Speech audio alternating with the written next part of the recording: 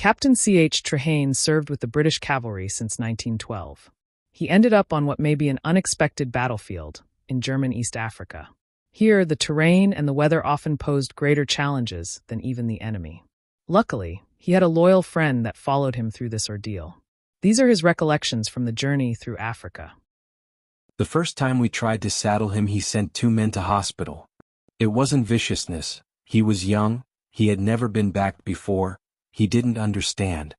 He only knew an unmolested life on a South African farm, and the sudden change upset him. The herding down to the coast and the long stifling sea voyage up to German East Africa must have been unpleasantly strange. He landed at a malarial little port called Kilwa Kisiwani, and the day after, was handed over with a batch of remounts to an Indian cavalry regiment.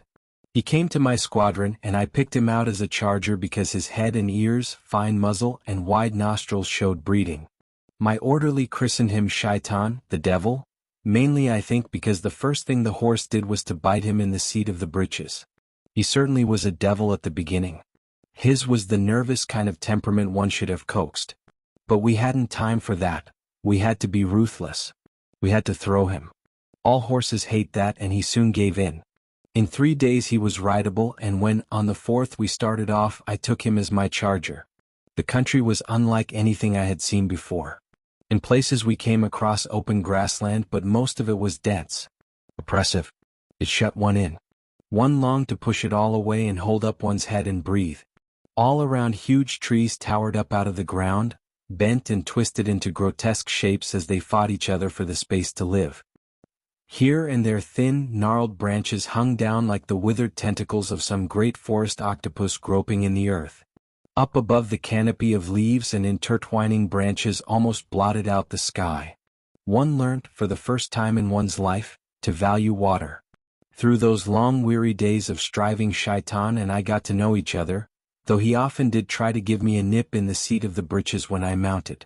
And he had a great heart. He never slacked. He never spared himself. He was always willing. When everyone else was worn out and weary, he'd hold up his eager head and stride along as if he never knew fatigue. But the strain told. It was a very different devil that stood beside me somewhere south of the Rufiji 4 months later. We had had a hard day. A night without water or fodder, a long march round behind the German position to cut off the retreat, and some fighting. Late in the afternoon we were waiting to rejoin the column. It was a remnant of the squadron that rested, the men silent, dirty and dejected, the horses with drooping heads. Tunics were torn. Many men looked ill, with sunken eyes and thin, pinched faces. The horses were like skeletons. Rollins, the adjutant, had gone to find out where we were to camp, and we were waiting for him to come back. I felt dreadfully weary and sat down on the ground. Jackson came and sat beside me. "Bedford is pretty bad," he said. "Really? I thought he was only hit on the arm?" "Yes, but it's a ghastly hole. Must have been a soft-nosed bullet." "Elephant, perhaps." "Quite likely. The sods." For a while we sat silent. Behind us a man started spewing. I looked round.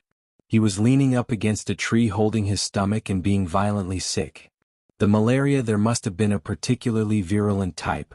It seemed to knock the men out altogether. Jackson lay back and shut his eyes. After a while Rollins returned and told us we were to camp inside the old German perimeter. We marched in. The ground was undulating and intersected here and there by deep trenches. A strong aroma of twisted branches enclosed the whole position. Most of the other units of the column were already in camp and several fires had been lighted, at which men were cooking. We led up the main center road and turned off onto the site that we were to occupy. As the men were putting up the long line from tree to which head ropes are fastened, the CO came over and spoke to me and Rollins joined us. "I've just seen Colonel Stone, sir. He says we can't water tonight." "Can't water? But that's preposterous." "I know, sir. I told him. But good Lord, doesn't he realize we were out on the flank last night? He must be mad. I'll go and see him myself." He hurried off towards the column headquarters tent. Rollins shook his head. "It won't do any good," he said glumly.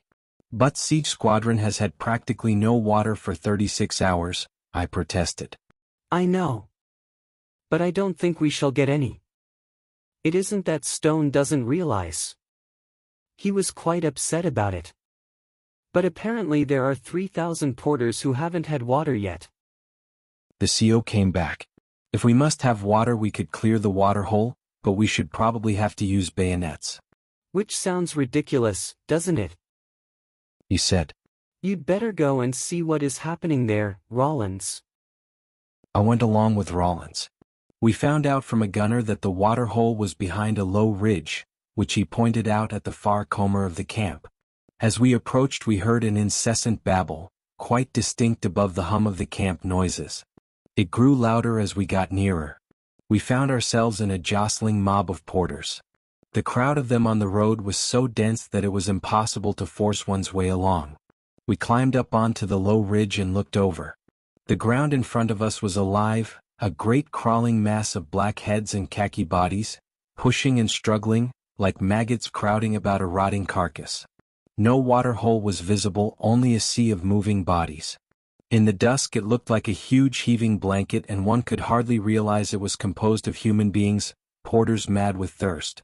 In the middle of the mass an arm would stretch up, the hand holding a chaggle. Immediately a dozen arms would snatch at it, pulling and jerking until the water spilt down on upturned faces with mouths gaping open to catch the splashes. Those in the center must have been standing in water up to their thighs, while those at the edge stood in mud, but their bodies were packed so tightly together they could hardly bend down. I saw a man struggling to get out. In one hand he held his dripping water bottle pressed to his body, with his other hand he shoved and pushed the bodies near him. He heaved and writhed but he hardly moved a yard. Then his arm got wedged and another man grabbed the bottle and drank. The first man tried to wrench it back, beating the other's face, but he went on drinking even though his nose was torn. As we watched, I believe a man was trampled into the mud. His body was down amongst a mass of legs. I couldn't see properly what happened, but it looked as if they just stamped on him. It was impossible to do anything. We came away. It was not an edifying sight. To water the horses that evening was obviously out of the question, so when I went along to Shaitan I took my water bottle. He looked round when he heard me coming and gave a low whinny as he always did, pushing his soft velvety muzzle into my hand when I went up to pat him. I pulled his ear. Usually he pretended he didn't like it and gave a playful nip at my leg, but tonight he was too utterly weary to play. He just rubbed his nose against me. I took up my water bottle and while my orderly held up Shaitan's head, I pulled out his lip and poured a little water into his mouth. Poor old thing, he got so excited. I could feel him trembling. I'm not sure it was a kindness really. I could only spare such a very little and he was so frantically thirsty. And the smell of it made the horses near him restless. But they quietened down after a bit, and then I gave him his dope, a sprinkle of white powder on a handful of grain. Arsenic. We dosed all the horses with it every night because we were in a tsetse belt, and it was supposed to be a prophylactic for horse sickness. But I doubt if it really did much good. They looked dreadful, poor brutes. Their withers and hip bones stuck right out, and the flesh had fallen away from their backs, leaving backbones standing up like ridges. Of course the fatigue, the lack of fodder, and the long spells without water had a lot to do with it, but it was the sickness that made them seem to fade away. I went back and sat down on my valise. Brent was opening a tin of melon jam by the light of our hurricane lamp, turned very low because we had no spare oil. I got my tin of bully beef and started to eat, scooping it out with a pocket knife. I expect it tasted rather tinny, it usually did, and possibly it was a bit moldy, but one didn't notice that in the dark. We were very low in food just then. Bully beef, jam and ration biscuits. The latter so hard that one had to saw off pieces with a knife because one couldn't bite them.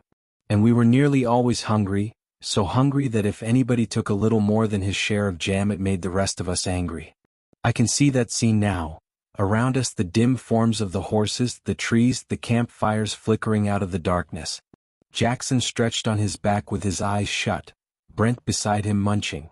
On the ground the lamp, burning in that absolutely still air without a flicker, showed dimly their sweat-stiff shirts, their cropped heads, their scrubby beards and the hollows on their dirty faces. It made them look like Russian prisoners. As we ate, a noise in the bushes behind made me look round. Two figures were moving slowly through the undergrowth beyond our light. "Count high, who's there?" I called out. "Du Admi or Ekmard?" Two men and one corpse. I don't know who they were. I suppose they were trying to find some spot where, undisturbed, they could perform the last rites for a brother killed in the attack. Nobody seemed to heed them. We went on eating. When we had finished, we put up our mosquito nets. Jackson had thrown his away, but Brent and I still had ours. They were small, just big enough to lie under, and dyed a dark brown. We tied the four top corners to sticks stuck in the earth. Brent's was quite good, but mine was torn and full of holes. It didn't keep out the mosquitoes, but I imagined it kept out the horrid things that slid to and fro in the undergrowth: snakes, scorpions, centipedes, and huge warrior ants. In the dark, one never knew that they were not creeping about over one's body. They did sometimes. Once in the middle of the night, something slimy crawled over my throat. Jackson had a high temperature that evening. He took 15 grains of quinine, and Brent gave him some aspirin, but it didn't seem to ease him much, because I heard his teeth chattering as we lay there in the dark. I got up and collected a couple of horse blankets and wrapped them round him. He looked worse next morning. I told him he'd better report sick, but he tried to make out it was nothing. "Only one of my goes of fever, old thing. I'll be all right in a couple of days." But I fetched Doc, and Doc shook his head. He sent Jackson down the line straight away by the empty ration convoy that left before we marched. Poor Jackson. He was the kind who never gives in, but the beastly country got him down in the end. He seemed awfully weak when we said goodbye. I felt it was unlikely that I would see him again. I wasn't feeling too great myself. As I was thinking about opening my bully beef, I felt a pain in my stomach, a sharp gnawing pain. I knew what that meant. I'd had dysentery twice already. I decided to give meat a miss for a day or two. "It's an ill wind," Brent philosophically remarked when I gave him my ration. Shaitan got water all right, though it was very muddy. But he had a fairly easy day in front of him, as we only had to march 15 miles to join another column.